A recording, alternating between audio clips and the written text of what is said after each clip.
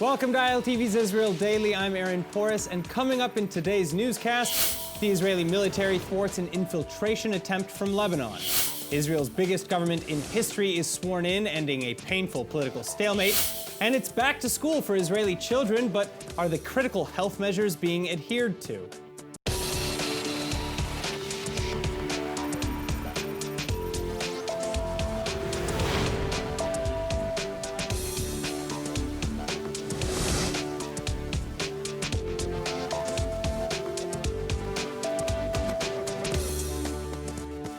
We begin with a developing story just in from Israel's northern border. The Israeli Defense Forces thwarting an infiltration attempt from Lebanon, shooting a man who entered the country. The intruder has been injured and taken by helicopter to a hospital.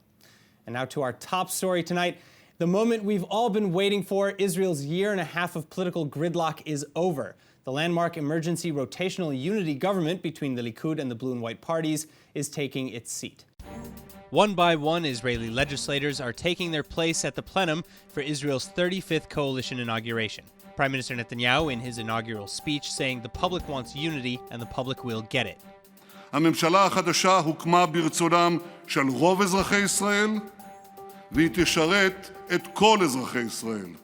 Netanyahu also promising to work cohesively with his new co-prime minister and political rival Benny Gantz of the Blue and White Party, just as they did during the 2014 Gaza war, Operation Protective Edge. At the time, Gantz serving as IDF chief of staff under Netanyahu's premiership. Meanwhile, Gantz, for his part, is also lauding the coalition's formation as well as Netanyahu's willingness to cooperate. כל אחד מאיתנו אולי היה מעדיף להרכיב ממשלה אחרת, אולי גם היה יותר קל בהרבה סיבות ללכת לבחירות נוספות. שנינו בחרנו בהחלטה הקשה והנכונה עבור אזרחי ישראל. אני יודע היטב שגם לך לא היה קל להגיע לרגע הזה. The collaboration not without its critics, though. Gantz's former partners and other opposition MKs often interrupting the leader's speeches, chants of bribery, fraud, and breach of trust, allusions to criminal charges facing Prime Minister Netanyahu, and the ruckus drowning out the premier's words as he spoke. The hecklers swiftly removed from the ceremony. Gantz, calling out his former partners, however, is saying that the alternative to the unity was the brink of civil war. אני שומע את המתקפות שלכם, אך אני עדיין מכבד אתכם. עצוב לי, אני חייב לומר ביושר, שברגעי האמת לא ידעתם לשמר את השותפות ובחרתם לפרק אותנו. But Gantz's former political allies are feeling more than just abandonment. But the scenes of today are twisting the knife after a year of Gantz's promising not to join the government. Yesh Atid leader and ex-blue and white number 2 Yair Lapid is saying that Israelis deserve better than the most wasteful government in Israeli history. כי הישראלים הם כל מיני דברים, פריירים הם לא. הממשלה הזו לא מייצגת אותם, לא קמה בשבילם, לא רואה אותם ממטר. מגיע להם יותר, ואנחנו נהיה פה כדי לתת להם יותר. It wasn't an easy task, but proof of what it took to get this over the line. This will be the largest government in Israeli history with 36 ministerial portfolios, 16 deputy ministers, and 52 offices in total. And some portfolios don't even have a definition yet. But addressing issues of cost, new leaders still argue that a fourth election with dubious outcomes would be much more expensive. Now, as for ministerial positions, final appointments are made following weeks of indecision and boycott. Members of Prime Minister Netanyahu's Likud party even leading a mutiny over dissatisfaction with their places in the government, causing last week's inauguration to be delayed until now. But Netanyahu is finished after spending the weekend calming tensions within his ranks. And of the two mutineers within the Likud, one, Avi Dichter, is still left without a portfolio, while the other, Tzachi Hanegbi, will be given a position originally promised to the Blue and White Party. Now, after 3 election campaigns and almost a year and a half without a permanent government, a government has finally been sworn in. To understand why its birth was so difficult, joining us is Rabbi Dov Lippmann, former MK from the Yesh Atid party. Rabbi, thanks so much for being with us. Now, after the Likud party drama that prevented the government from swearing in last Thursday, it finally happened. What was the reason that the Prime Minister, his party partners, decided to delay this inauguration? Netanyahu had 16, 17 portfolios to give out, and many more people than that wanted to be members of the government. Remember, he has a bloc of 58, 59 members, which include other parties. Once he gave out some of those ministries to the other parties, he was left with just 10 for his party, with 16, 17 members thinking they deserved to be ministers. So Netanyahu worked very hard to try to fulfill all of their desires, even creating brand new ministries. The Minister of Water, as an example, just to be able to give people positions. And he wasn't able to have that in order by Thursday until this morning. He didn't have an order within Likud, but he was able to finally present that government this afternoon and have the inauguration proceed. All right, well, so who were the lucky ones, so to speak, in these appointments? Because, as you said, not everybody got what they asked for, and even of the two so-called mutineers from last week who boycotted the ceremony, only one, Tzachi Hanegbi, was actually given any sort of ministry. Well, I'll actually go the opposite way. The two ones who were left out were Avi Dichter, who was a former head of the Israel Internal Security Agency, and Nir Barkat, the former minister of Jerusalem, two very prominent members of Likud who were in the top 10, and they are now relegated to just being members of the Knesset and not ministers. And the prime minister, very interestingly, found very top positions for people who are much further back on the list. One example is Amir Ohana, who is number 21 on the list, and he's going to be the Minister of Public Security.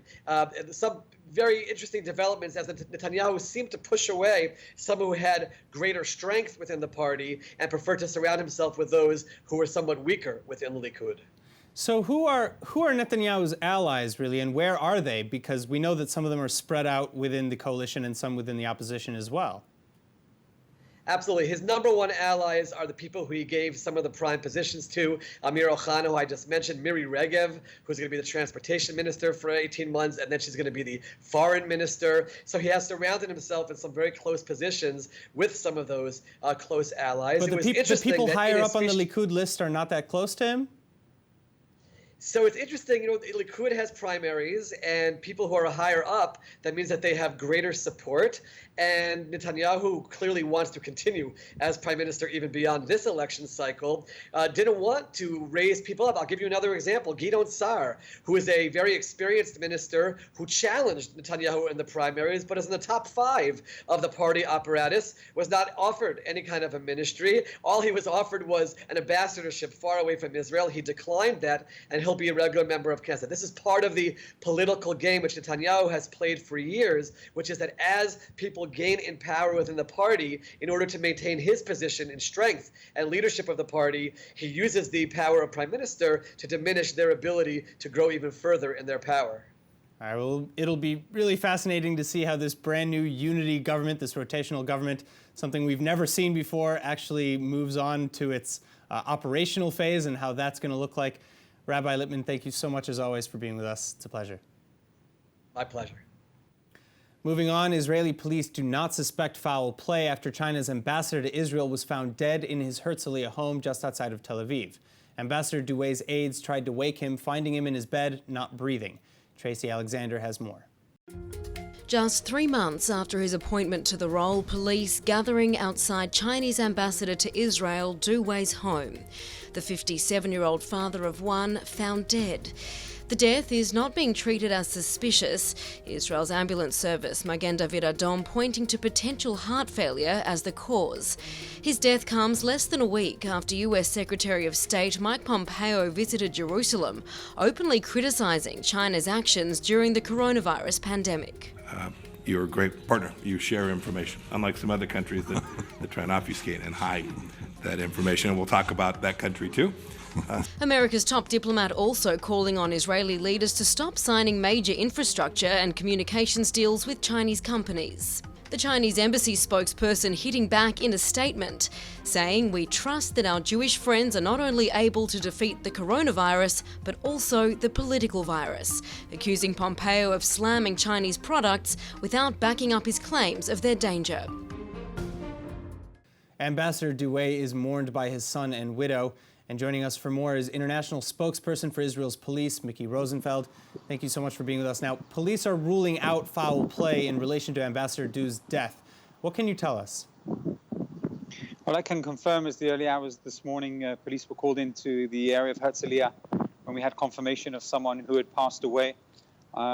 We put 1 and 2 together and understood that it was the Chinese ambassador here in Israel. As far as we know from forensics that were at the scene, we confirmed that he died from a natural cause of death.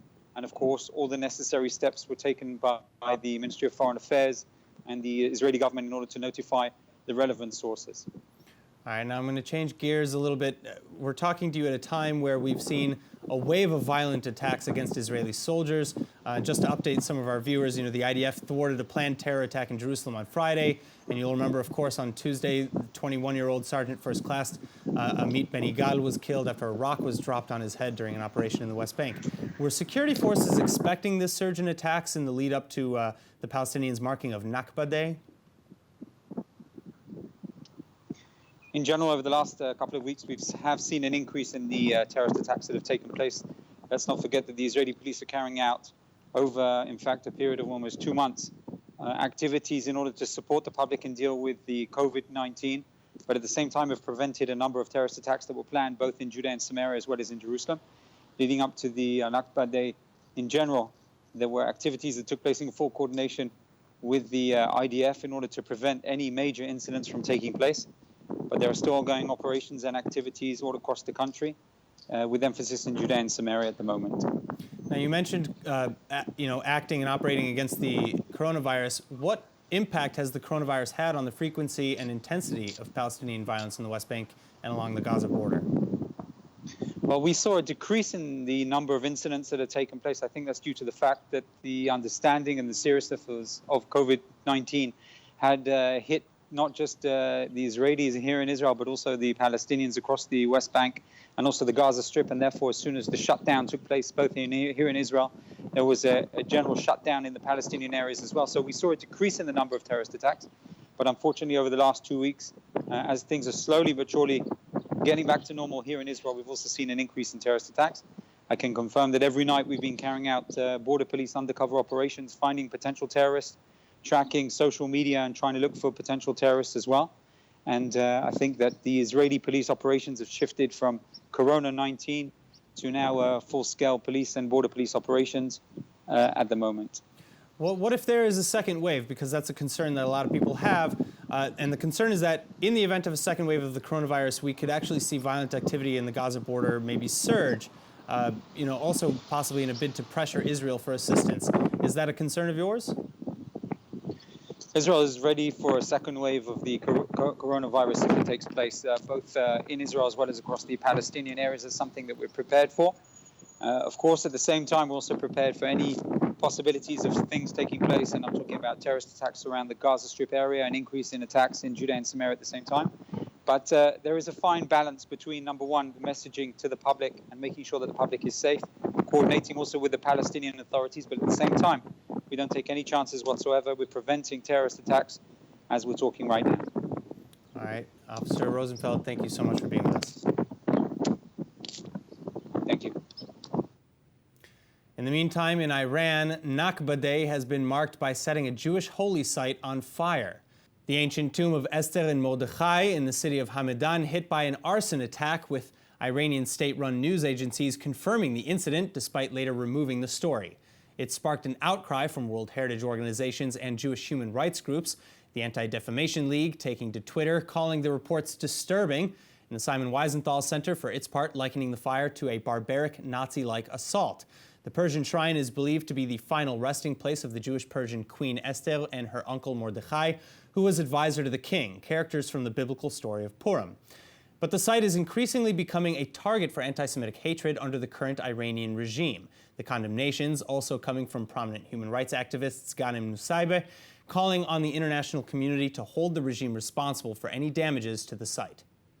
In other news, it's back to school this week for most Israeli children after 2 months of homeschooling in a bid to slow the spread of the coronavirus. But now, as temperatures soar across the country, kids aren't too keen on the restrictions that they're expected to adhere to as they head back to class. And Tracy Alexander reports. Barely inside the school gates, and the social distancing rules are already being broken.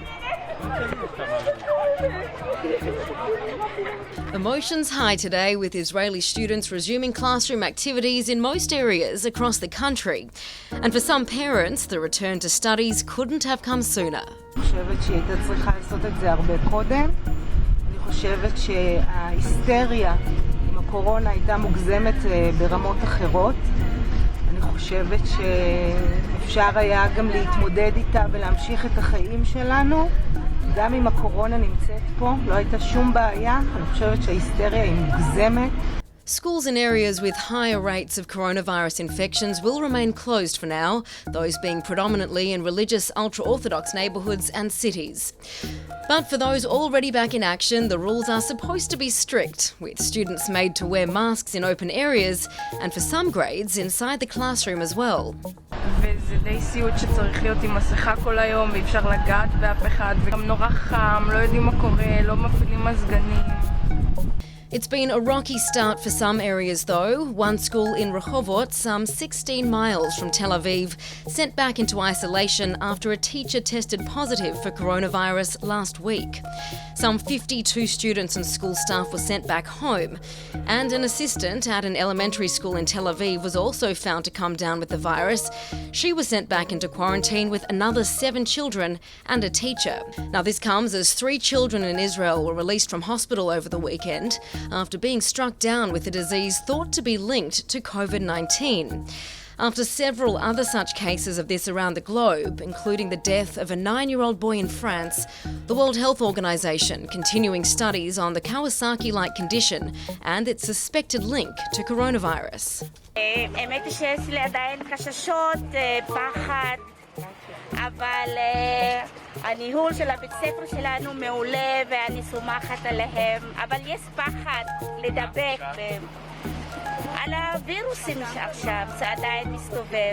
Meantime, as the mercury soared past 100 degrees Fahrenheit or 40 degrees Celsius, Israelis flocking to the coast to cool down, with little interference from police.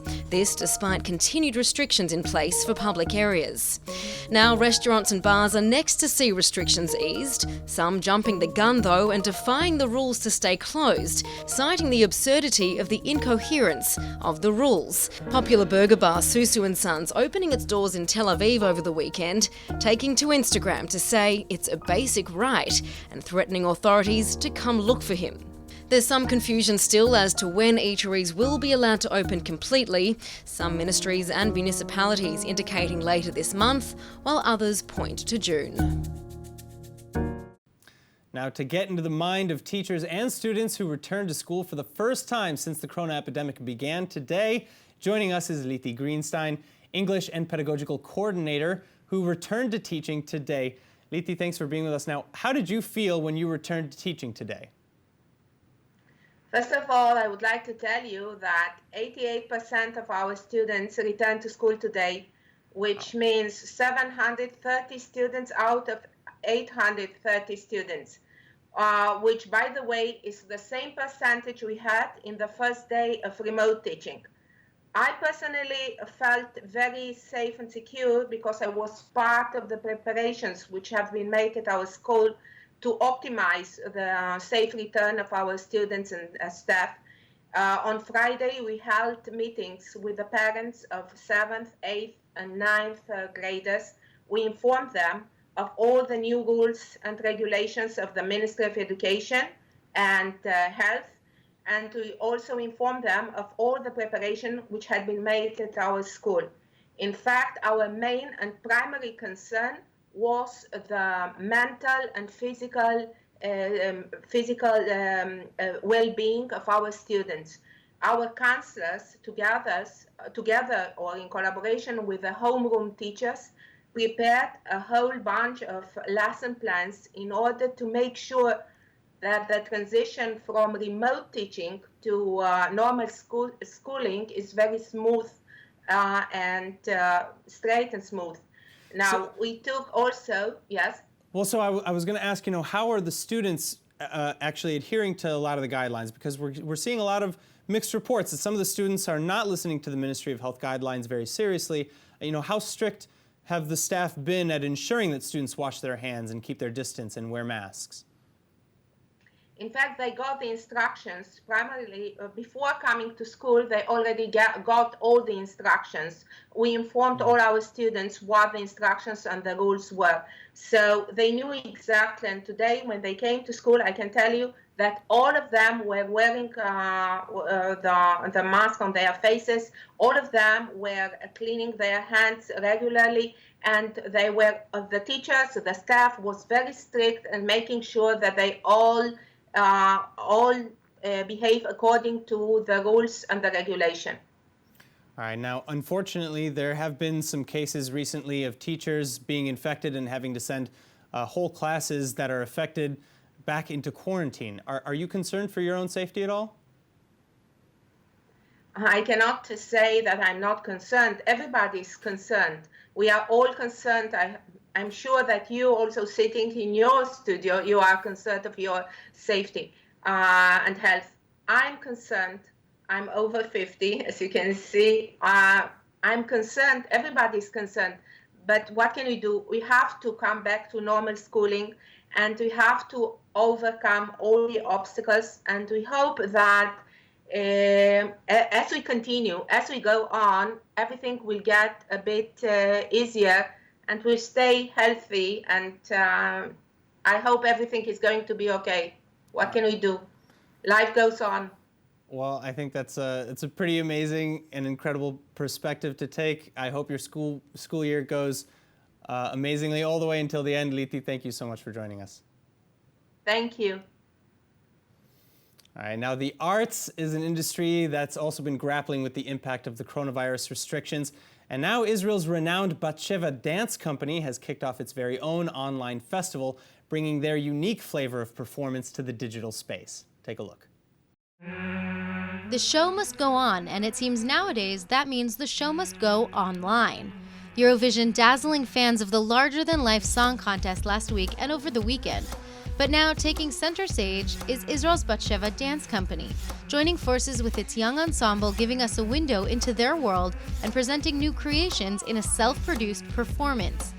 Best known for their obscure method of movement called Gaga, the performers are being asked to stretch their creative muscles, not only sharing their famous dance numbers, but audiences will be treated to photography, interviews, and interactive performances. Performing arts schools and companies have been adapting to the challenges of COVID-19, one of the world's leading institutions, Juilliard, releasing this performance. While the Vltava Online Festival is one way of expressing themselves for now, it's quite a different tone to the scene last week. The Vltava dance company calling for more support from the government, staging this protest outside its concert hall in Tel Aviv, and a performance of its own, artists, musicians, and dancers asking not to be forgotten, with no mention still as to when performances can move from their screens once again back to the stage.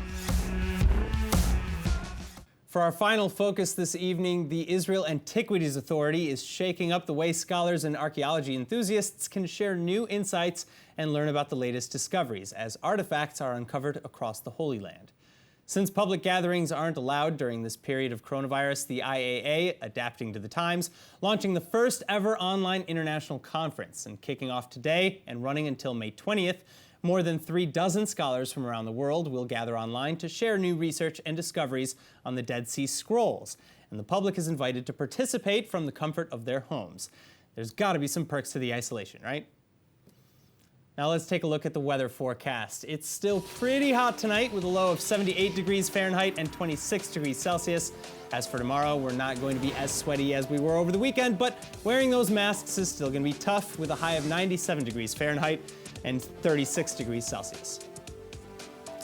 And now before we go, of course, let's take a look at what is going viral in Israel.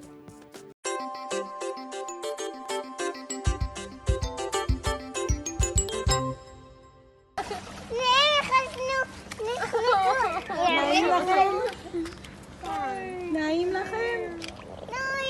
בזה שאנחנו יצאנו מהבריכה, אם לא, הם היו יושבים עלינו.